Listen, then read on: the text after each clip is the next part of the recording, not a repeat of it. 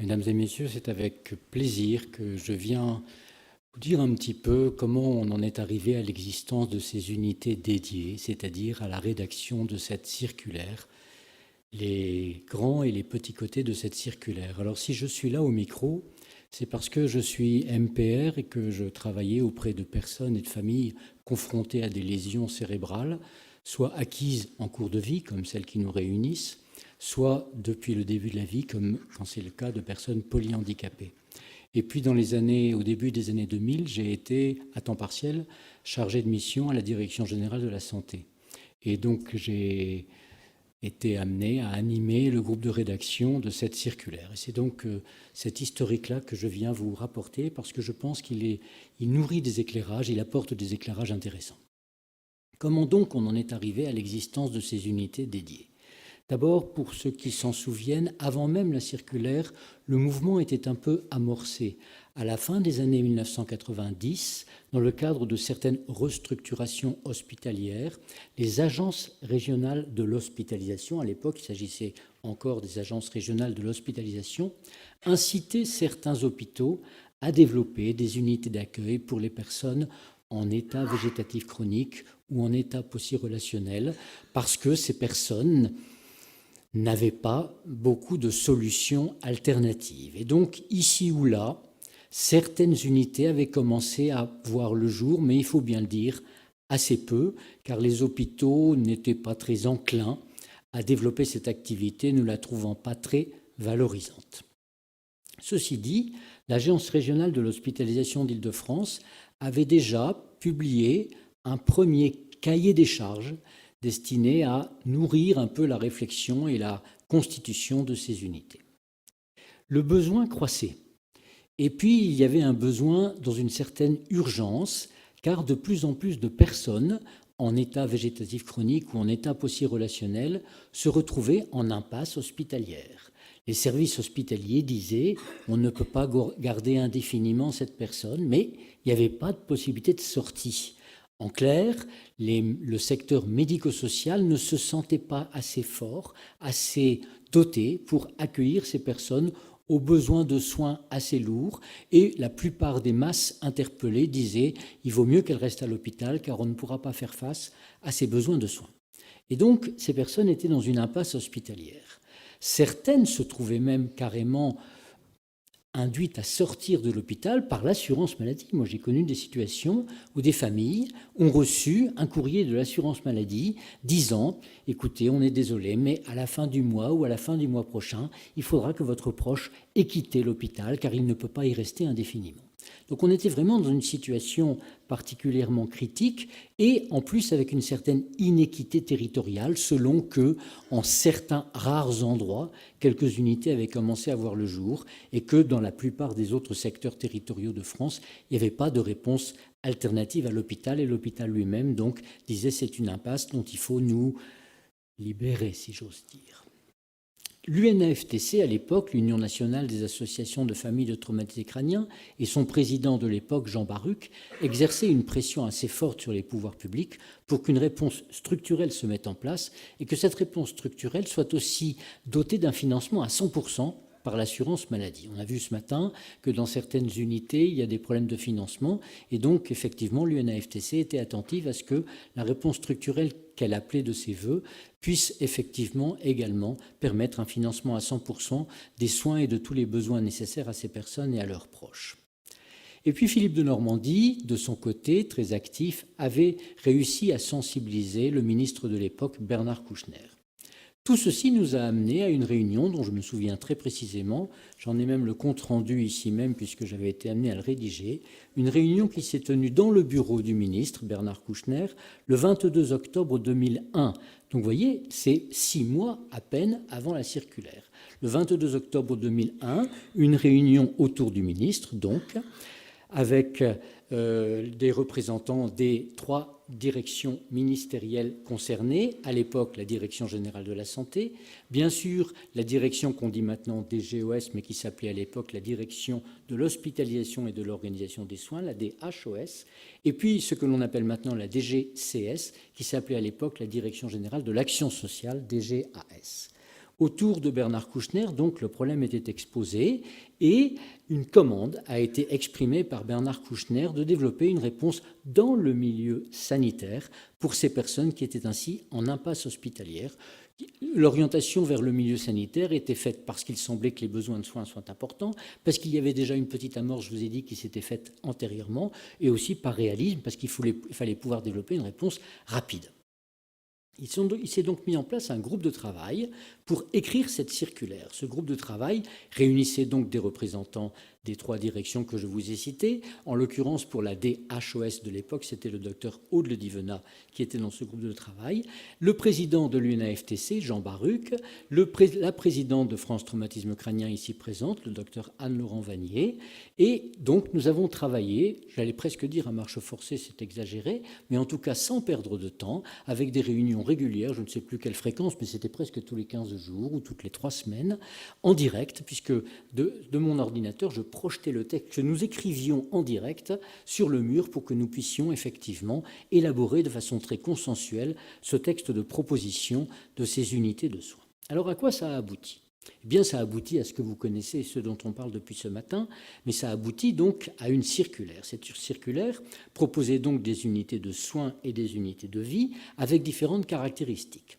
La première caractéristique, c'était qu'elles soient inscrites dans la proximité des familles. Effectivement, donc, que ces unités, il y en ait partout. On avait envisagé, on avait retenu bien sûr la prévalence annoncée alors de 2,5 personnes, si vous me permettez cette approximation, 2,5 personnes pour 100 000 habitants, 2,5 personnes en état végétatif chronique ou en état post-éruptionnel, c'est un chiffre de prévalence bien sûr pour 100 000 habitants. Et donc, ce qui a été retenu, c'est la constitution d'unités de 6 à 8 places pour des bassins de population de 300 000 personnes, ce qui correspond effectivement à cette prévalence, avec notamment, pour servir le souci de proximité dans les départements les plus ruraux, au moins une unité dans chaque département français. Le deuxième élément, c'était que ces unités soient couplées à un service de soins de suite et de MPR si possible. Alors ça, c'était important. Comme vous le savez, les services de soins de suite et de réadaptation, et particulièrement ceux qui sont tournés vers la médecine de réadaptation, ont, ça a été dit ce matin, une approche de la personne qui n'est pas une approche centrée sur l'organe, mais une approche très globale de la personne. C'est la médecine de la fonction, la médecine des personnes handicapées. Et donc, il s'agissait de tenir compte de la personne dans tout son milieu, dans toutes ses considérations environnementales, humaines en particulier. Ces unités devaient être couplées à des unités donc, de soins de suite et de réadaptation, pour qu'il y ait aussi une communauté d'équipes soignantes et que l'esprit, j'allais dire la culture SSR, eh bien, bénéficie aux personnes accueillies dans ces unités dédiées pour les personnes en EVC ou en EPR. C'était aussi pour qu'il y ait, il faut bien le dire, une rotation des personnels, car on craignait dans cette chronicité indéfinie une certaine perte de motivation ou un certain épuisement des professionnels. Et donc, c'est aussi pour ça qu'il avait été préconisé que ces unités soient couplées à des services de SSR-MPR. Il s'agissait bien, c'est écrit en toutes lettres dans la circulaire, de lieux de vie, avec un projet de vie. Et si je le dis aujourd'hui, alors que ça prend un écho particulier après le parcours qu'a connu M. Vincent Lambert, eh bien effectivement, ce n'étaient pas des unités de fin de vie, c'était des unités de vie couplées à des unités SSR avec une culture projet de soins et projet de vie. Donc elles étaient, je le répète, associées à des unités de vie et non pas à des unités où on accueille et soigne des personnes qui sont en fin de vie. Il y avait une dérogation par rapport à la durée de séjour. Il s'agissait bien sûr, puisque ce sont des situations, on parlait à l'époque d'état de personnes en état végétatif chronique, et donc puisqu'il s'agit de situations chroniques, il s'agissait de pouvoir accueillir autant que nécessaire, indéfiniment si c'est nécessaire, ces personnes dans ces unités. Il y avait donc une totale dérogation par rapport à ce qui était habituellement conçu pour les services de soins de suite et de réadaptation. Ça préfigurait déjà en 2001-2002 la réflexion toujours en cours sur les soins prolongés, les séjours chroniques, qui étaient déjà à l'époque entamés du fait des progrès de notre système de soins qui permet à des personnes de continuer à vivre une vie marquée pourtant par une maladie chronique. Il y avait donc, je répète, un projet de soins et un projet de vie, et dans ce projet de vie, il y avait évidemment la dimension familiale, avec une volonté d'accompagnement humain, social, psychologique des familles. Il y avait aussi, c'est écrit en toutes lettres dans la circulaire et notamment dans l'annexe sur lequel je vais revenir dans quelques instants, une volonté de valoriser la relation, l'interaction de la personne avec l'environnement. Dans ce groupe de travail, on voulait considérer par principe, j'allais dire a priori, que toute personne dite en EVC-EPR était en état post-relationnel. C'est-à-dire que toute personne est capable de percevoir, peu ou prou, mais de percevoir, parfois même de répondre, peu ou prou, mais de répondre. Et donc on considérait qu'il fallait concevoir ces unités autour de personnes qui étaient relationnelles, pas aussi relationnelles, mais relationnelles. Enfin, ces unités étaient invitées à s'inscrire dans des filières de soins, avec les services de court séjour, notamment la neurologie, bien sûr, et aussi avec d'autres réseaux, notamment dédiés aux personnes cérébro-lésées, dont en particulier un département d'éthique, une cellule d'éthique ou une équipe d'éthique, avec des conventions qui étaient invitées à être signées entre ces unités et les différentes composantes de ces filières ou de ces réseaux pour inscrire ces personnes dans des parcours et dans des ressources nécessaires. Ces filières, ça permettait que la personne, certes, puisse arriver à être accueillie dans une de ces unités, mais qu'aussi, autant que de besoin, elle puisse retourner à l'hôpital en service de court séjour en fonction de l'évolution de son état de santé. Alors, en annexe était proposé un cahier des charges. Ce cahier des charges, il avait 7 têtes de chapitre. Alors, vous avez sans doute la circulaire, chacun, vous la connaissez bien, mais je vais simplement rappeler les noms des 7 têtes de chapitre. Principe d'organisation générale, je passe. Critères d'admission, je passe. Nature des soins, je ne vais bien sûr pas lire tout ce qui était indiqué dans ce cahier des charges, simplement présentation verbale du professionnel avant l'accomplissement de tout acte. Présentation verbale du professionnel à la personne avant l'accomplissement de tout acte. Ça va sans dire, vous allez me dire, mais ça va peut-être encore mieux en le disant ou en l'écrivant dans le cahier des charges. Je vous donne que quelques exemples. Massothérapie, kinésithérapie, si possible au moins 6 jours sur 7, avec possibilité d'intervention le dimanche si nécessaire. Changement de position et installation en station assise sur siège adapté.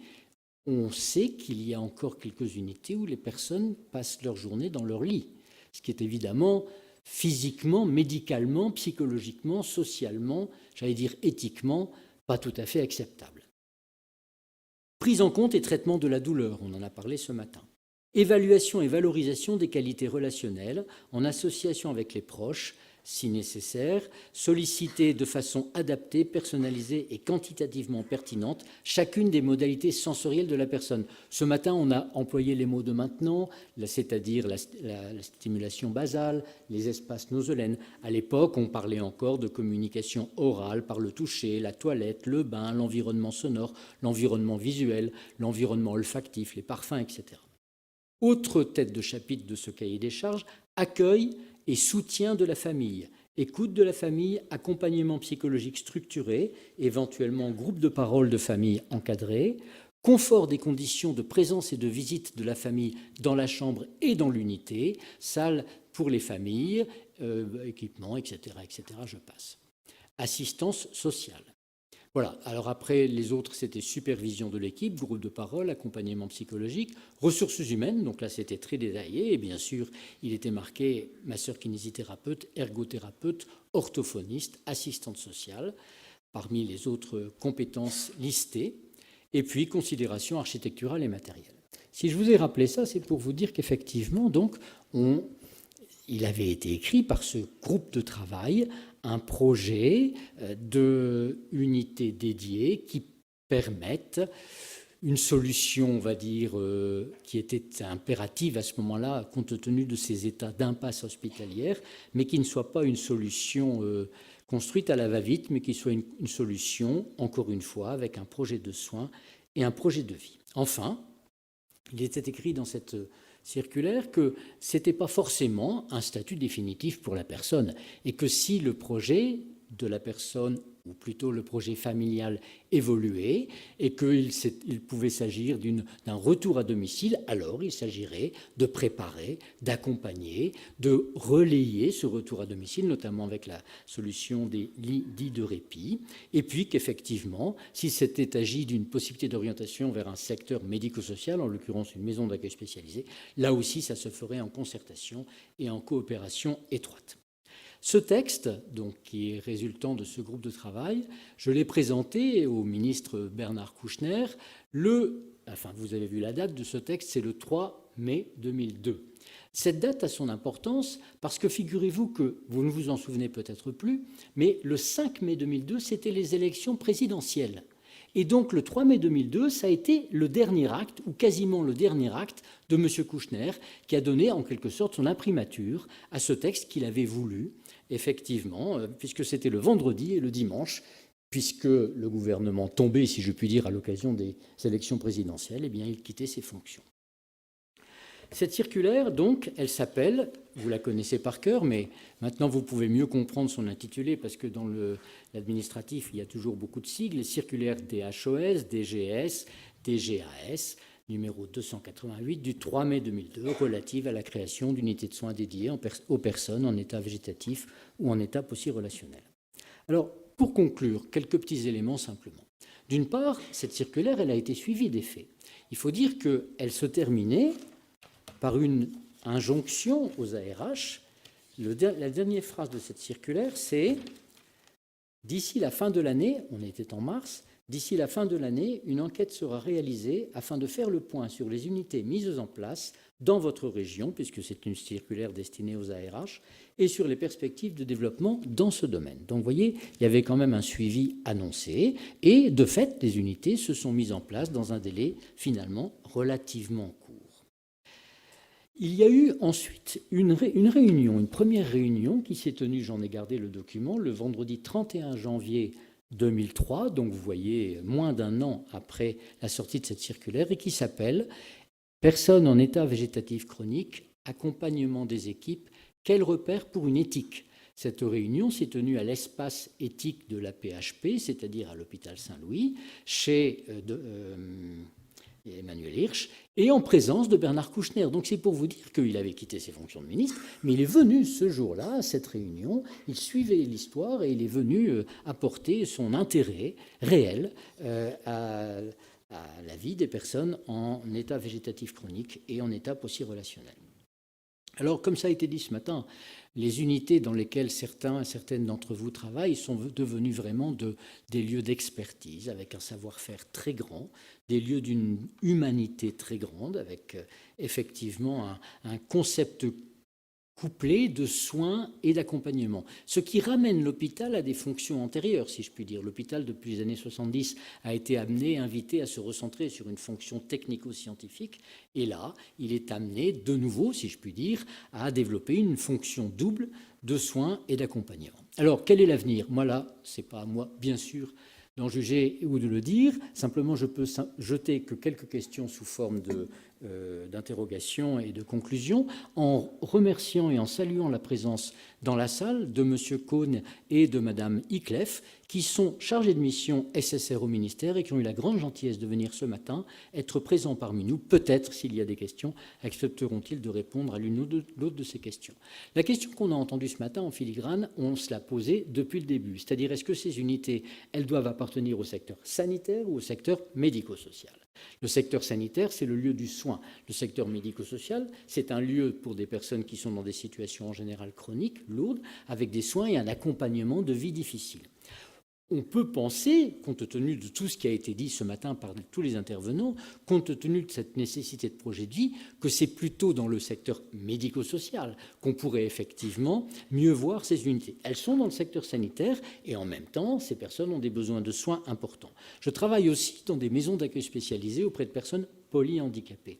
Et donc c'est un petit peu avec cette lecture-là aussi que je vois que dans les masses, vous le savez bien, dans le secteur médico-social, on développe avec les personnes et leurs proches des projets personnalisés qui sont revus tous les ans et ça pourrait répondre à une attente parmi celles qui ont été énumérées ce matin. Vous savez que dans le secteur médico-social, il y a des conseils de vie sociale qui permettent donc effectivement une concertation sur ce qui se passe dans l'établissement. Vous savez aussi que, moi je le vois, quand je prescris un corset-siège pour les personnes polyhandicapées, il y a des similitudes à faire entre le monde des personnes en état végétatif chronique ou en état post-irrationnel et les personnes polyhandicapées. Certes, les personnes polyhandicapées ne sont pas dans la même dimension dimension relationnelle, je vais y revenir. Mais ce sont des personnes qui, la plupart du temps, n'ont pas la parole, qui n'ont pas la station assise, encore moins la station debout, qui sont dans des corps complètement spastiques, dystoniques, avec des problématiques orthopédiques complexes, qui ont une réceptivité manifeste, ça c'est une différence,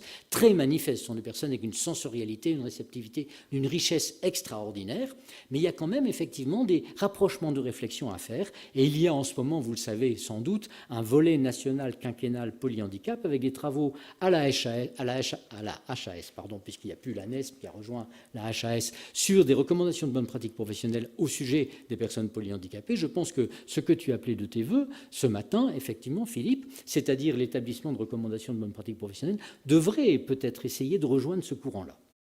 Bon, mais toujours est-il qu'effectivement, moi je pense qu'il y a, si ces unités sont dans le milieu sanitaire, je ne sais pas quel sera leur avenir, en tout cas il y a beaucoup à s'inspirer de la culture du milieu médico-social pour mieux servir encore ces personnes et leurs familles. Voilà, je crois que je vous ai dit ce que je voulais vous dire, mais ça me semble important de revenir un petit peu à l'histoire et d'avoir cet éclairage sur ces unités qui doivent être, je le répète, certes des lieux de soins, mais aussi des lieux de vie. Merci beaucoup pour votre attention.